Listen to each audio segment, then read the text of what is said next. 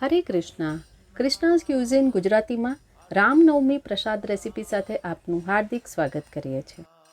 રામનવમીનો તહેવાર હવે નજીક આવી રહ્યો છે અને એ દિવસે ભગવાન શ્રી રામ પ્રભુને અનેક પ્રકારના વ્યંજન ભોગ લગાવવામાં આવે છે.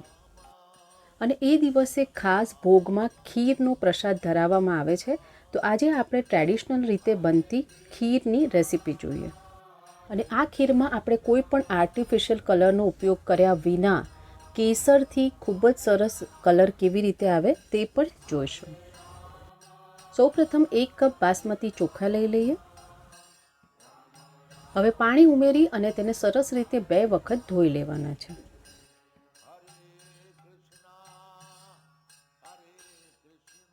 ધોયા પછી પૂરતા પ્રમાણમાં પાણી ઉમેરી અને અડધો કલાક માટે પલાળવા રાખી દઈએ. ચોખા પલળી રહે ત્યાં સુધી આપણે દૂધ ઉકાળવાનું છે. તેના માટે 2 લીટર જેટલું ગાયનું દૂધ લીધું છે. દૂધમાં એક ઉભરો આવે ત્યાં સુધી આપણે રાહ જોવાની છે અને તેને વચ્ચે વચ્ચે ચલાવતા રહીશું તેથી નીચે ચોંટી ના જાય. જ્યારે પણ આપણે ઠાકોરજી માટે ભોગ બનાવતા હોઈએ ત્યારે બને તેટલું આપણે ગાયના દૂધનો જ ઉપયોગ કરવો જોઈએ. 15 મિનિટ બાદ તમે જોઈ શકો છો કે દૂધ ઉકળી રહ્યું છે. મિક્સ કરી લઈએ અને ચોખા આપણે જે પલાળીને રાખ્યા હતા તે ચોખાનું બધું જ પાણી નીકાળી દેવાનું છે અને ચોખા આપણે આ દૂધમાં ઉમેરી દેવાના છે.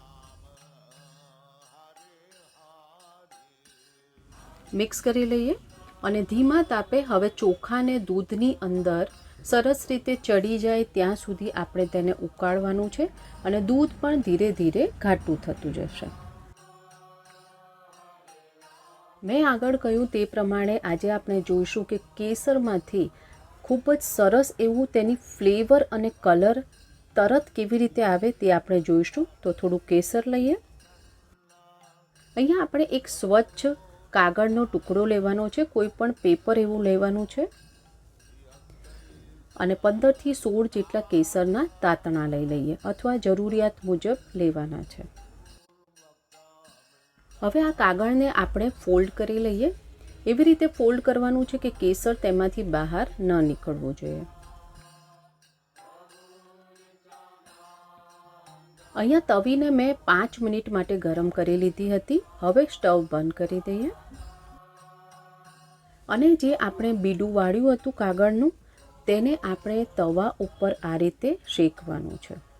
તો કેસર જે છે એ સરસ રીતે શેકાશે અને તેની જે ફ્લેવર છે એ ખૂબ જ સરસ આવશે. 2 થી 3 મિનિટમાં કેસર શેકાઈ ગઈ હશે. હવે લઈ લઈએ. હવે વેલણની મદદથી તેને ક્રશ કરી લેવાનું છે આ રીતે.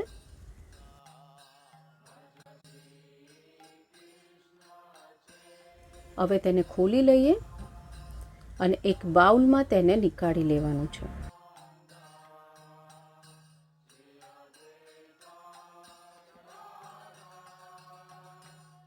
તમે જોઈ શકો છો કે કેસર એકદમ ક્રશ થઈ ગયું છે સરસ રીતે.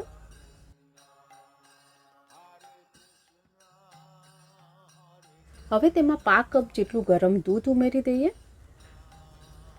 મિક્સ કરી લઈએ. તમે જોઈ શકો છો કે કેસરનો કેટલો સરસ કલર અને ફ્લેવર તરત જ આવવા લાગશે. જો તમે કેસરને ડાયરેક્ટ દૂધમાં નાખશો તો આ કલર ક્યારે પણ નહીં આવે.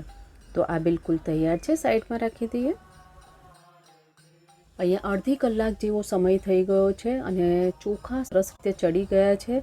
દૂધ પણ ઘાટું થઈ ગયું છે.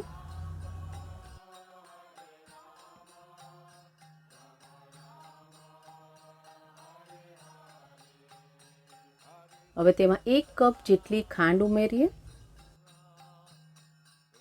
કેસરવાળું દૂધ જે બનાવ્યું હતું તે ઉમેરવાનું છે અને બધું મિક્સ કરી લઈએ. હવે દૂધમાં ખાંડ પીગળી જાય ત્યાં સુધી તેને ધીમા તાપે આ રીતે ઉકળવા દઈએ.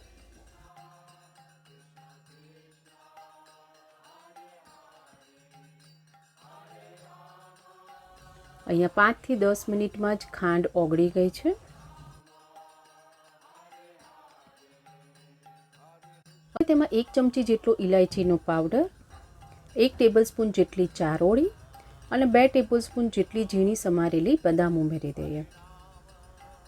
બધું મિક્સ કરી લઈએ. ડ્રાય ફ્રૂટ્સ તમે તમારા હિસાબે કોઈ પણ ડ્રાય ફ્રૂટ્સ ઉમેરી શકો છો.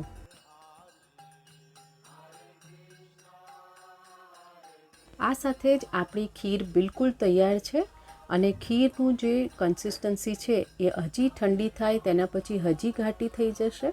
એટલે આ સ્ટેજ ઉપર આપણે સ્ટવને બંધ કરી દેવાનું છે. બદામની કતરણથી ગાર્નિશ કરી લઈએ. થોડા ઝીણા સમારેલા પિસ્તા અને સૂકી ગુલાબની પાંદડી ઉમેરીએ.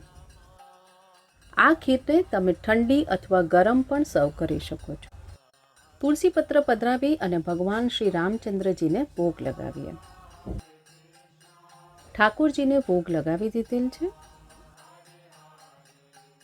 જો તમને આવી પ્રસાદની રેસિપીઝ પસંદ આવતી હોય તો લાઇક, શેર, સબસ્ક્રાઇબ કરો અને બાજુમાં આપેલ બેલ આઇકોન પર ક્લિક કરો જેથી પ્રસાદની રેસિપીઝ તમને મળતી રહે. આવો સાથે મળીને જપીએ હરે કૃષ્ણ, કૃષ્ણ કૃષ્ણ હરે હરે, હરે રામ, રામ રામ, હરે હરે.